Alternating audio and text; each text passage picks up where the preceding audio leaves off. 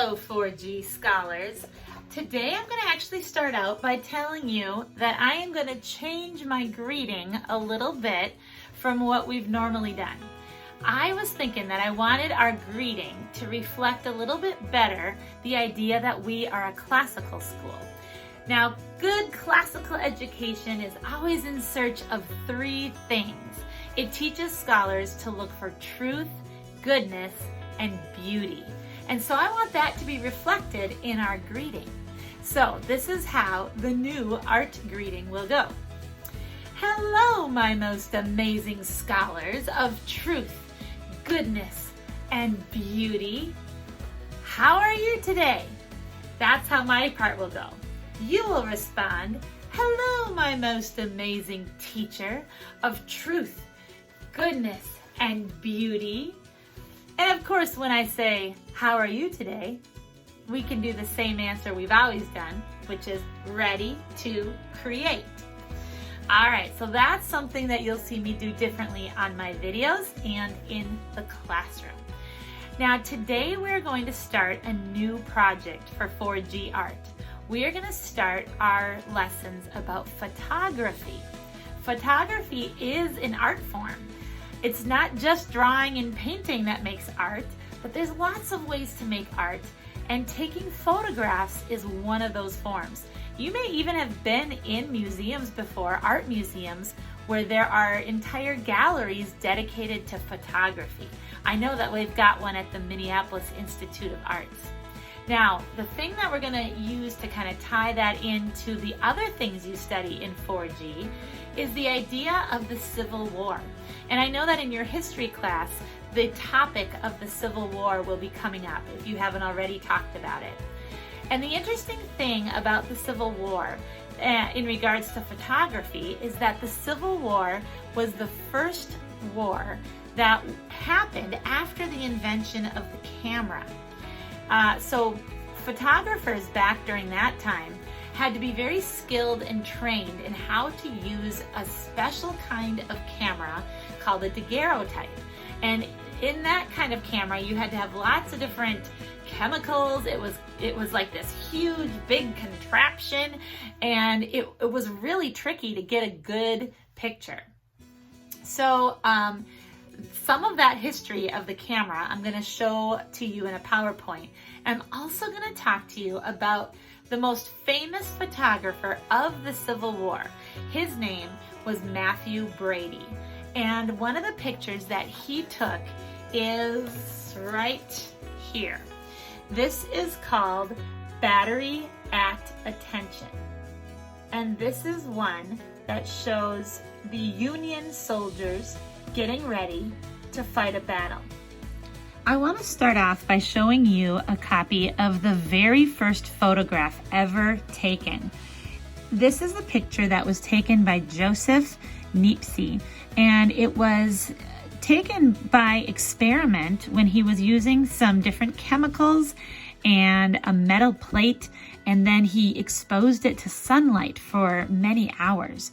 This is the street that he lived on. There's buildings on this side and there's buildings on this side, and then you can see down here that this is a road, and this triangle shape is actually like the dark part is a shadow and the light part is where the sun is shining. And then in the background you can kind of see maybe another building back here and what looks to be like a tree in the distance. Now, it was this discovery of how to make an image that led to the first camera.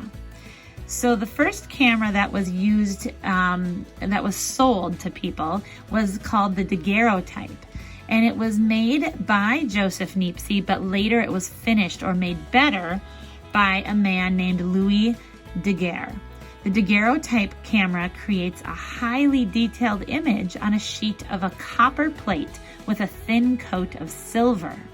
The plate was held in a light-proof holder and then transferred to the camera, and after exposure to light, the plate was developed over hot mercury until an image appeared.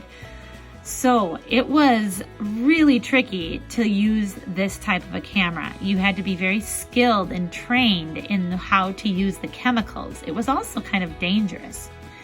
The other thing that was tricky is that you couldn't just snap a photo. You had to expose it to light for 3 to 15 minutes, making it really hard to get a clear picture if there was any motion. All right, so here is the man that I was mentioning before, Matthew Brady. So this man right here, Matthew Brady, was the person who took the most photos during the Civil War. You can see here that he even photographed Abraham Lincoln. So Lincoln is right here in the middle. You may have even seen this photograph before. It's very famous. He is with some of his Union soldiers here. Then, of course, the other thing that this became the first war that was ever photographed, which meant that even pictures of fallen soldiers were available to the public. And this was the first time people from home, people back at home would be able to experience what the war looked like by seeing the photos that Mr. Brady took. Here's a couple more that he took. This one shows a close-up of a cannon from the Civil War. And this one here has a whole group of soldiers as they're practicing and doing their drills. You may have talked about the Civil War already in class. These are bayonets. These are like big guns over their shoulder, and on the end of the gun is a sword. So that was one of their most common weapons during the Civil War. All right, now we're going to talk a little bit about the history of the camera and how it developed after that.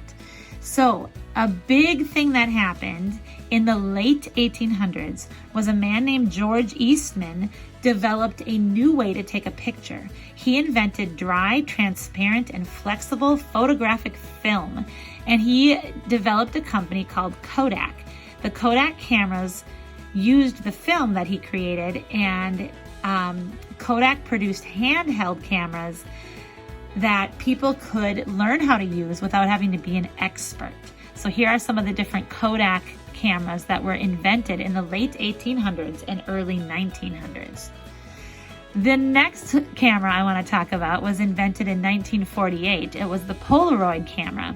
And this was a camera where you would click the picture and then it would actually, the photograph would come out of the bottom right here. And after a couple minutes of letting the chemicals kind of work in the picture, then the image would appear. This right here is the digital camera. And the digital camera was a big step because instead of using film or chemicals, it just stores the images on a computer chip. So those were really popular in the late 90s and the early 2000s. All right, the next one is the one that we use the most today, which is our phone cameras, of course.